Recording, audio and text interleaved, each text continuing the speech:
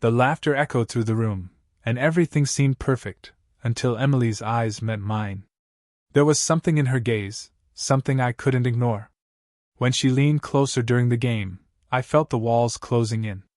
That moment wasn't supposed to happen, but it did. We were a close-knit group of friends, sharing countless memories and unshakable bonds, or so I thought. My girlfriend, Sarah, and I had been together for 3 years. She was the kind of person who lit up a room with her kindness, someone everyone admired. Our relationship wasn't perfect, but we had built a life filled with love, laughter, and a shared dream of settling down. When we moved into our new apartment, it felt like the next chapter in our story. The excitement of decorating, the thrill of planning a housewarming party, it all felt like a celebration of what we had achieved together. Our friends were a big part of that journey, always there to cheer us on, especially Emily. Emily was Sarah's best friend since childhood. Confident, charming, and undeniably magnetic, Emily had a way of making everyone feel at ease. She often teased me, playfully poking fun at my quirks. It was harmless, or at least I thought so. But looking back, there were moments, fleeting yet undeniable, where her jokes carried a weight I didn't fully understand. The night of the party was meant to be a celebration, a gathering of the people we loved most. The apartment buzzed with energy as guests arrived, arms laden with gifts and smiles wide. Sarah flitted around the room, making sure everyone felt at home. I watched her from across the room, feeling a swell of gratitude for the life we were building together. But as the evening wore on, subtle cracks began to appear. Emily's laughter, her lingering glances, they didn't feel like the playful gestures of a friend anymore. At first, I brushed it off, convincing myself it was all in my head. After all, why would Emily act differently now? The game was meant to be innocent fun, a nostalgic throwback to simpler times. But when Emily volunteered to spin the wheel and started directing us with a mischievous smile, I felt a strange tension in the air. It was the kind of tension that makes your pulse quicken, even when nothing has really happened yet. As the night carried on, I began to notice small, unsettling shifts in Emily's behavior. At first, it was subtle, a lingering touch when she handed me a drink, the way her laughter seemed just a bit too personal when I cracked a joke. She was always charming, always playful, but tonight there was an intensity in her gaze I couldn't ignore. Sarah, oblivious to any of this, was in her element, flitting from one group of friends to the next, making everyone feel welcome. I admired her ease, her warmth, and for a moment I felt guilty for letting my mind wander. This night was supposed to be about us, about celebrating what we had built together. But Emily was making it impossible to focus. During the party games, she positioned herself near me, her presence commanding my attention even when I tried to look away. Her sly smiles, the way she leaned just a little too close, it all felt intentional. I couldn't help but question if I was imagining it, but the knot in my stomach told me I wasn't. The game that started it all was a silly one, something we played as kids, where everyone contorted themselves into ridiculous poses. Emily, ever competitive, threw herself into it with the kind of confidence that made it hard to look away. I tried to focus on the game, on the laughter echoing around the room, but every move she made seemed calculated to draw me in. At one point, she leaned in so close that her breath brushed my cheek, and my pulse quickened. "You're not giving up, are you?" she whispered, her tone light but her eyes betraying something deeper. I froze, my balance faltering, and the room erupted in laughter as I toppled over. Emily fell with me, landing in a heap on the floor, and for a split second, her hand lingered on mine. The moment was fleeting, but the spark it ignited was anything but. I tried to shake it off, returning to the party and immersing myself in conversations with friends. But Emily's glances followed me like shadows, and every time our eyes met, it felt like she was daring me to acknowledge what was happening. Sarah, unaware of the growing tension, laughed beside me, her hand resting casually on my arm. The contrast between her trust and Emily's unspoken challenge was enough to make my head spin. Later, as the party began to wind down, Emily found me alone in the kitchen. "Having fun?" she asked, her tone casual but her expression anything but. I nodded, avoiding her eyes, but she stepped closer. You've been avoiding me, she said softly, a hint of amusement in her voice. I didn't think you'd be the type to run away. Her words hung in the air, heavy with implication. I opened my mouth to respond, but no words came out. Instead, I busied myself with tidying up, my hands trembling slightly as I picked up empty glasses. Emily didn't press further, but her knowing smile lingered long after she walked away. As I rejoined the party, I couldn't shake the feeling that something had shifted, something I couldn't undo. Emily's presence, once harmless and familiar, now felt like a dangerous current pulling me toward uncharted waters. And though I told myself I wouldn't let it go any further, part of me wasn't so sure. The party continued, but my focus wavered. Conversations blurred into white noise, and laughter felt distant as I wrestled with my own thoughts. Emily's presence loomed large, and though I avoided her, she seemed to have a way of making herself unavoidable. Every glance, every brush of her hand as she passed by, it all seemed deliberate, calculated to keep me on edge. It wasn't long before Sarah, tired from playing host, excused herself to freshen up. With her gone, Emily found her opening. I was in the hallway, straightening a crooked picture frame, when I heard her voice behind me. "You're awfully quiet tonight," she said, her tone teasing yet edged with something heavier. I turned to face her, trying to keep my expression neutral. "Just soaking it all in," I replied, forcing a smile. Her eyes narrowed slightly, as if she saw through my facade. "You're a terrible liar," she said, stepping closer. I froze as she closed the distance between us, the air between us charged with unspoken tension. For a moment neither of us said anything, the silence filled only by the faint sound of music from the living room. Then, in a voice barely above a whisper, she said, "Why do you keep looking at me like that?" The question caught me off guard, and I scrambled for an answer. "I'm not," I began, but she cut me off, her hand brushing my arm.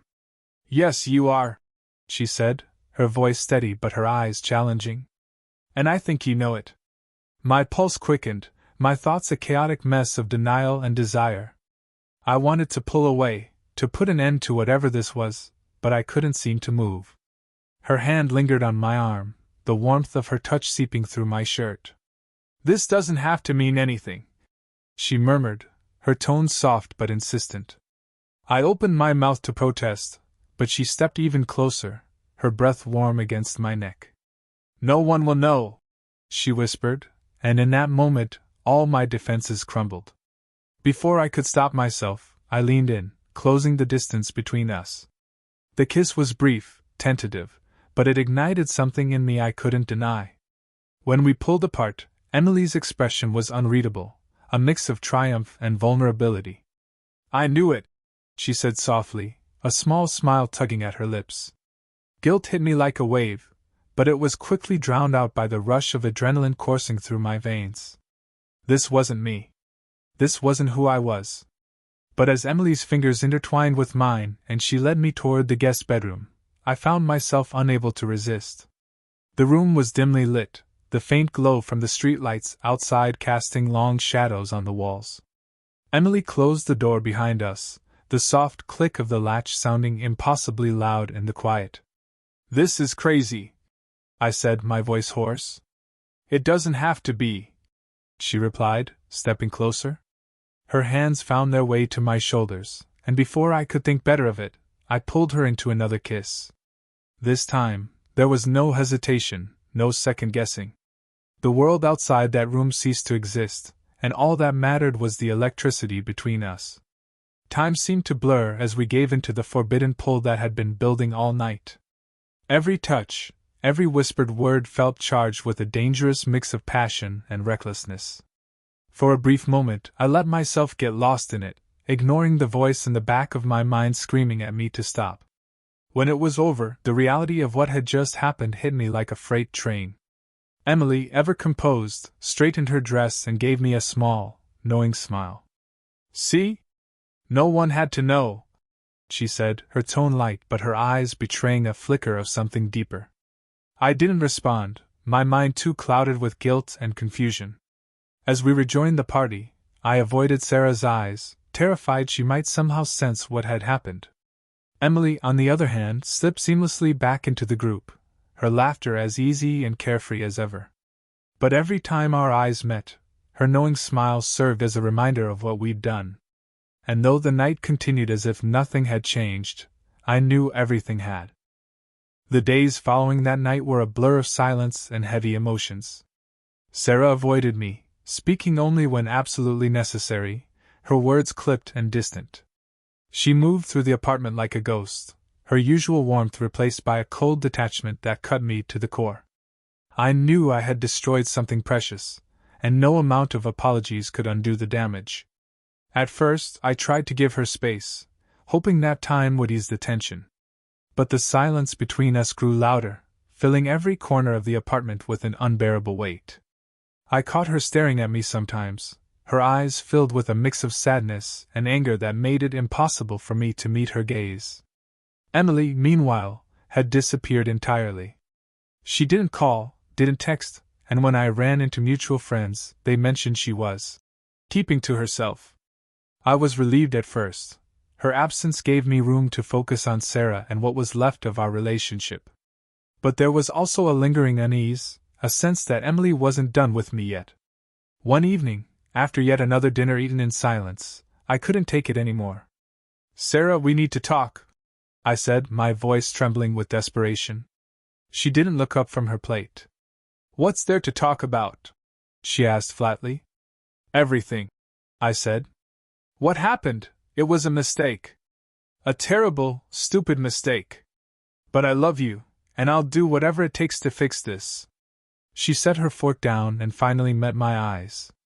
"Do you even know what you're asking?" she said, her voice breaking. "You didn't just hurt me. You broke my trust.